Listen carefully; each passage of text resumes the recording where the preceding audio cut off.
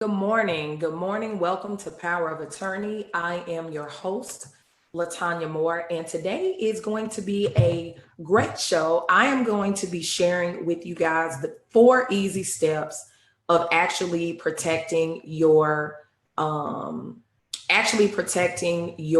trademark. So again, 4 easy steps to protecting your trademark. And I know that a lot of times all of this seems really overwhelming. So I totally get it.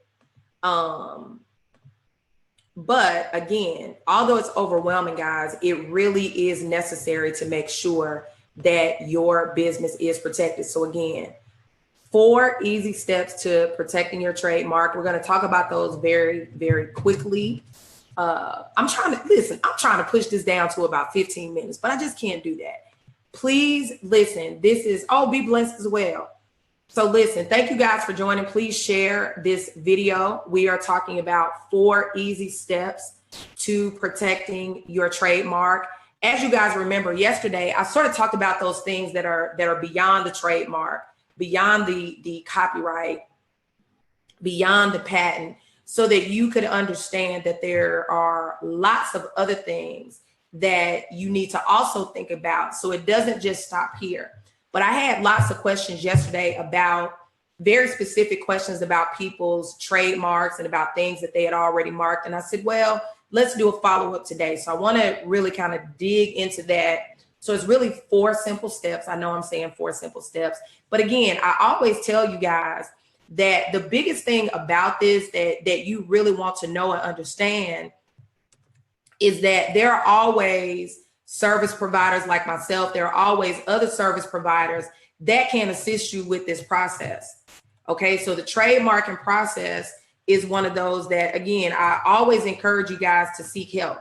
So if you're not in a position to actually pay a professional to do this, at a minimum, see if you can find a professional that you can pay to at least just review the information.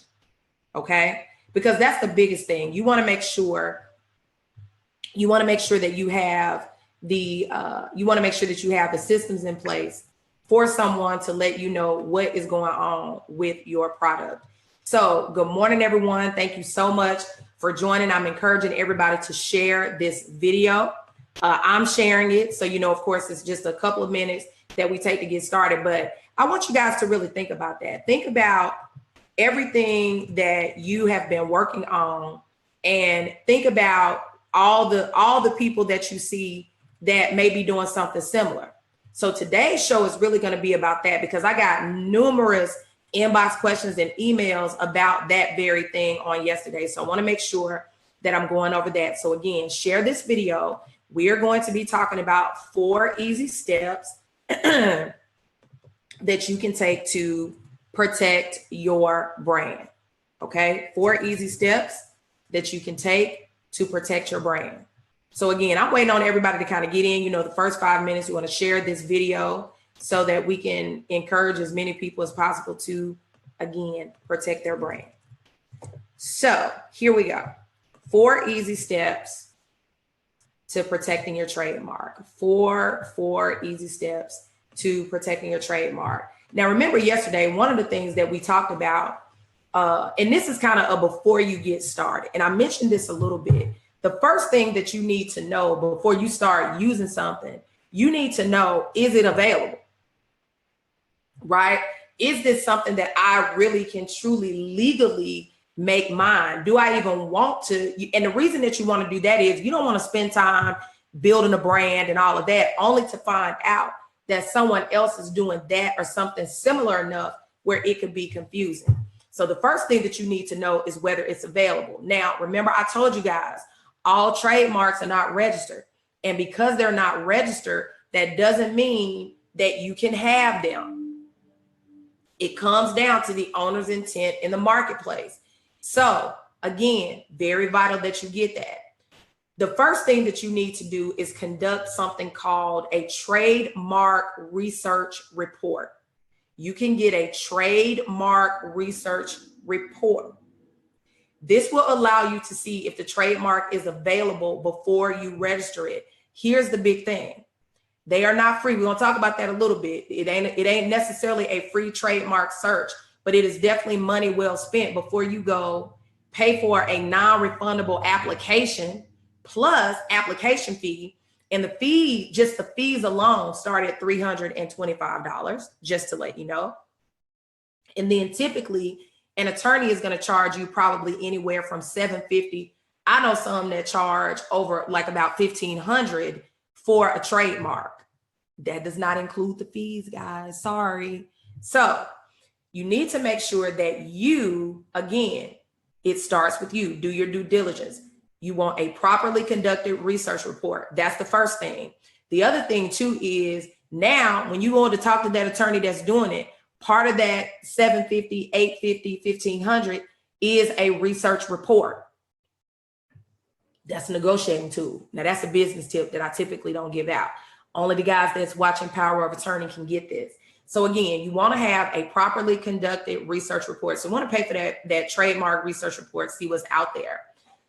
It will also help you make sure that you're not adopting or beginning to use somebody else's trademark, that you're not infringing on their brand, because if it does, you could then be forced to give up your trademark. See, you can get a trademark if it's different, but if it's so close to somebody else's and now they sue you because they say, well, this is infringing on my trademark. So if yours is a question mark and a I don't know, a colon, and the other person's is a question mark and an exclamation point, that may be close enough, right, that there could be an infringement challenge. Here's the thing, you got to have legal fees and all of that. That's why you need to do this up front. The cost is definitely going to be cheaper. So you want to do this research, but you want to get this research report so that you can avoid these issues, right? And you want to make sure that your trademark is safe to use. The other thing too is be very wary of these free trademark searches. I've had people tell me, well, Latanya, you know, they're coming to me for services. And so they say, well, Latanya, I have already looked it up. I looked it up. I went through the trademark search and it's not, nobody's using it, right? That's what they say. And okay, yeah, you know, no trademark, nobody has a trademark on this. They've done that, only to find out that they went through the free trademark search, which is not an extensive trademark search, the one that costs. So you got to make sure that you understand that, right? So they may tell you like the trademark is available, because a lot of times they're trying to pull you into these services. I've had people say that they saw a trademark service, that they saw a trademark service so that, you know, then turn around, they say, oh, well, you do this free search, we can offer the services for you for $299. I'm just using that as an example. And they probably would, because they know that the application is non-refundable. So see, you're actually paying them to do the application. Nobody can guarantee that your trademark will be approved, not even an attorney. So the best thing that you need to do is, again, do your own due diligence up front and research to see if your trademark is available. So step one, research to see, is your trademark available, right? The answer is yes, we hope. And if the answer is yes, then register your trademark. So once you get that report, again, it is not free, but once you get the real report and you determine that your trademark is available, immediately then register it. So pay the attorney the additional money and go ahead and register your trademark, right? Because remember, trademark rights can be acquired either when you first use the mark or when you first file.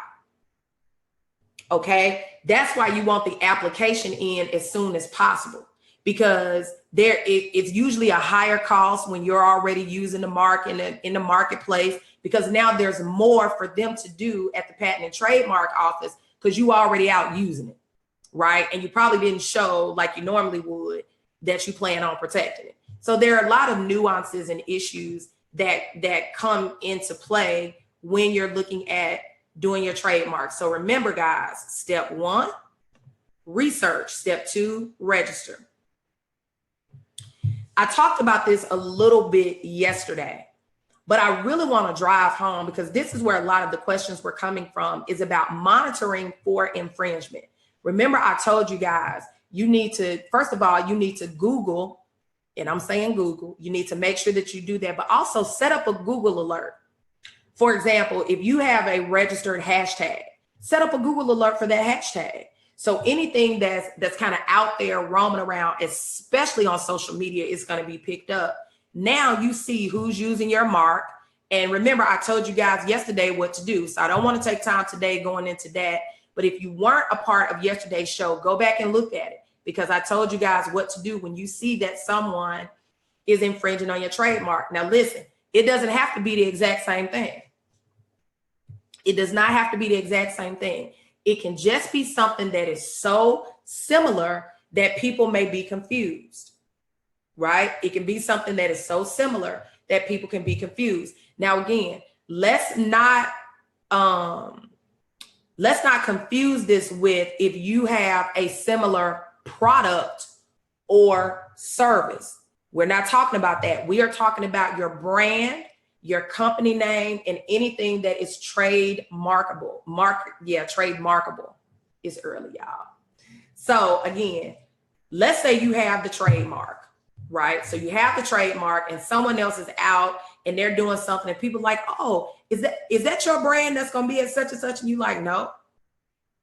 And then you look it up. Their logo is very similar. Their colors may be very similar, or what they're saying may be very, very similar, right? So what they're doing, they're using your goodwill, right? They're using all the strides that you have personally made in your business, and they're trying to capitalize on that and use it themselves. So they're trying to say, oh, well, LaTanya does this, and I'm just using myself as an example. Oh, LaTanya does this, so now I'm gonna do something.